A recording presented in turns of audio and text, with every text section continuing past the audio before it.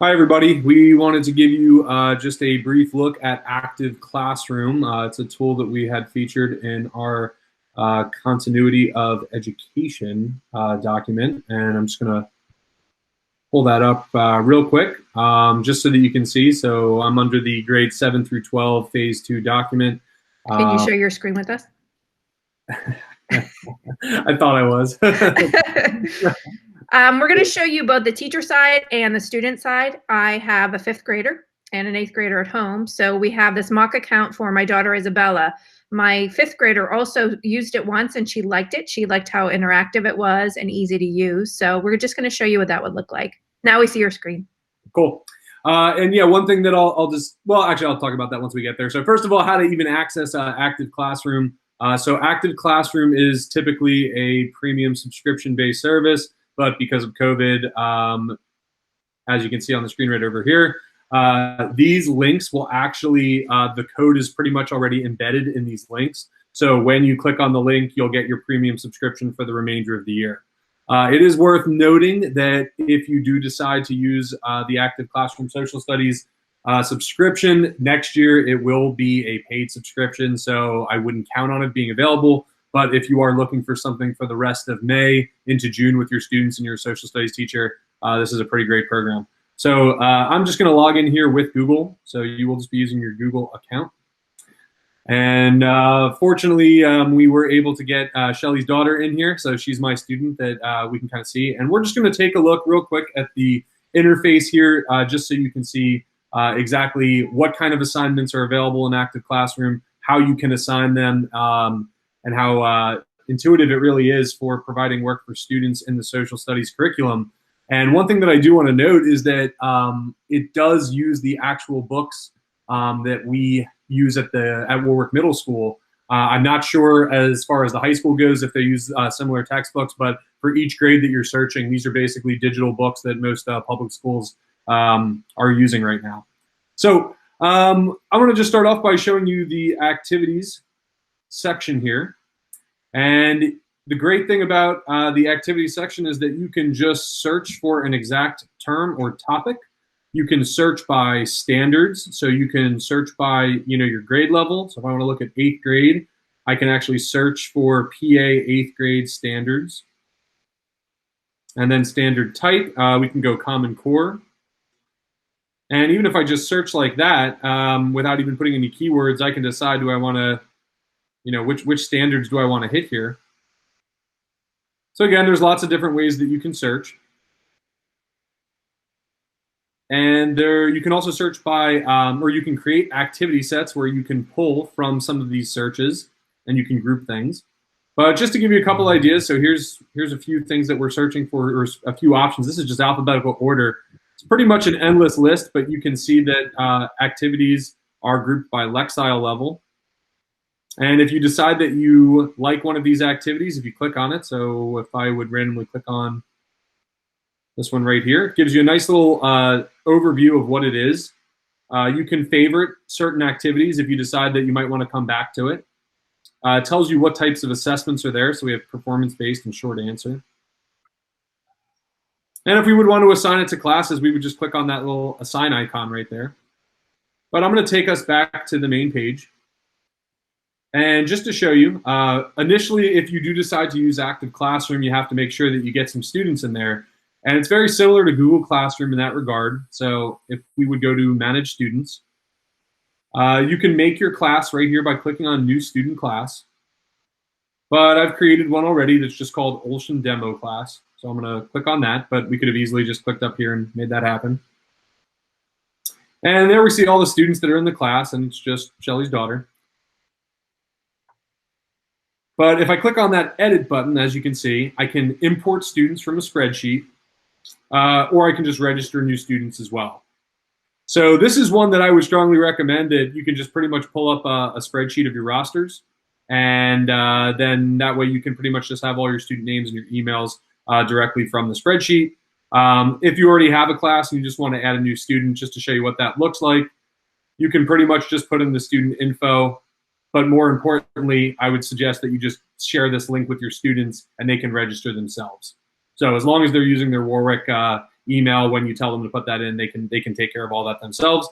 This would be something that I would post probably in Google Classroom and just say to my students, hey, we're going to be using Active Classroom for the next couple of weeks. Please register sometime this week. And then I would probably start it up the following week.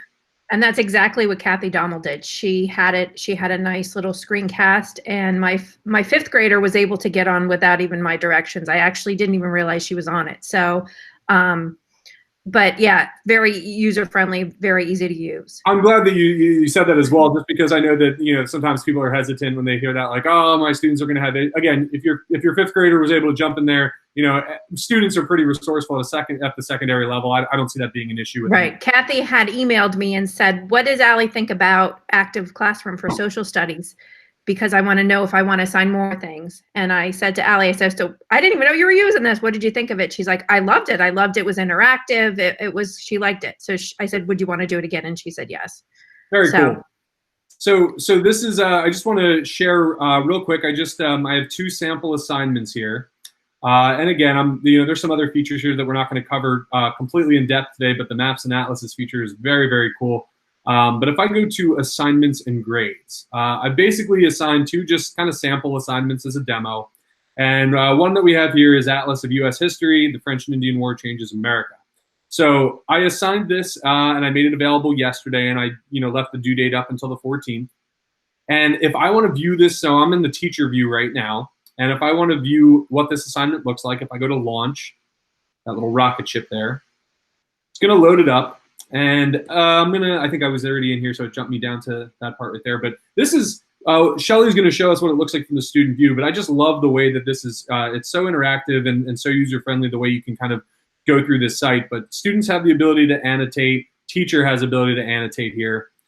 There's an introduction, and then as students work through each of these topics, you can see in green, this is the answer key, but the students are basically just going to have the questions here. But then there's things like timelines, which you can just see I expanded there, and they look pretty great. You get a magnifying glass as well if I would want to go through that. And it breaks things down into sections. So this is people and their environments. If I go to people and cultures, we've got some bullet point facts here. Again, pretty much pulling directly from the textbook. And then students would be able to fill in these answers. History through maps, time and change, links far and near. And again, I just love the fact that there are diagrams and the images here that they're kind of working through. Multiple choice questions, and then thinking about history. I believe this is so this one's all fill in the blank here. We do have some other ones that are short answer. There are downloadable maps that the kids can click on there, and they can actually have those if they don't want them just on this individual page, if they want it for themselves. And right now in the teacher view, I can actually click on the little drop down, and I could pull up all of my students if I would want to go through them individually. But I'm going to head back to assignments and grades again. And there's a grade button as well that we can check out. And I'm going to go over to the mapping the news 2019 coronavirus new pandemic. If I go to grade over here, because I believe I already took this one, just to give you an idea of what the grading looks like, I think it's really user friendly. This first activity was really cool too. The students actually have to map. They have to place pins, and they have to put symbols, and they actually have to go through an interactive map, and then you can see exactly what the student did in this answer right here. And I can kind of test. Now, I'll tell you, I didn't really do it for this one, so I can't really see what the student answers were. But I can decide, if I want to give feedback to the student, I can click the green button if it's correct. I can click on the X if it's incorrect. I can give a partial correct as well. Here we have summary questions. So these were ones that I kind of just took, but it tells you the expected answer. It shows you the student answer, and it has the question. So it's pretty cool that the answers are pretty much listed. It's very organized and easy to grade. It is. I mean, the way that you can just kind of look through that. And again, feedback, correct answers, just with the check marks, things like that. And then ultimately you have the grade up top. You can give the final grade there, or you can grade it along the way, and it'll automatically update. So heading back one more time, the other cool thing that I just wanted to share out as well, once all of your students complete the assignment, you do get things like notifications saying, oh, all students have completed this. It's now ready for grading. So that's a kind of a nice little feature as well, just so that if everyone's in that class, you can see when everyone's done.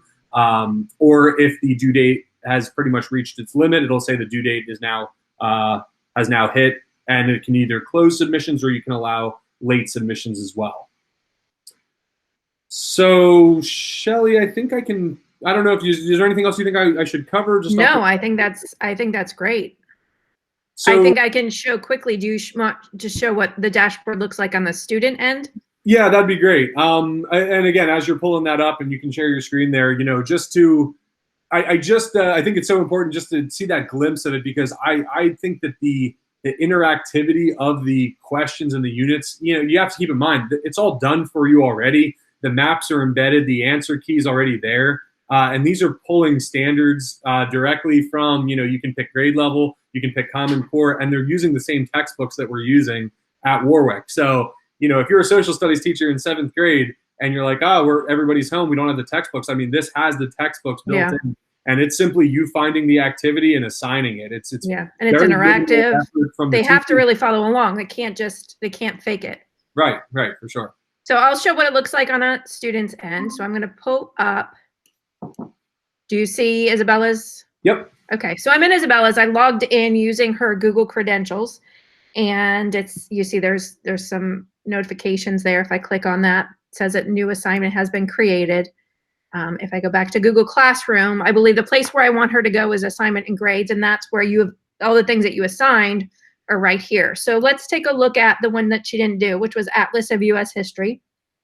This is actually the one that Allie did, so we picked this one. If I click launch, you can see what it looks like on a student end, pretty similar to what Jonathan showed you, but I have the ability to annotate. I have some tools up here, and then I just go through. It's like an online module. So if I click on this, tools as well, just the fact that there's I have a lot of LA teachers that are always looking for, I know some use Kami and some use Insert Learning for annotation. The fact that kids can annotate directly on here is awesome. There's a highlighter tool. It can be read aloud. All those things are just standard. So if I click on that read aloud,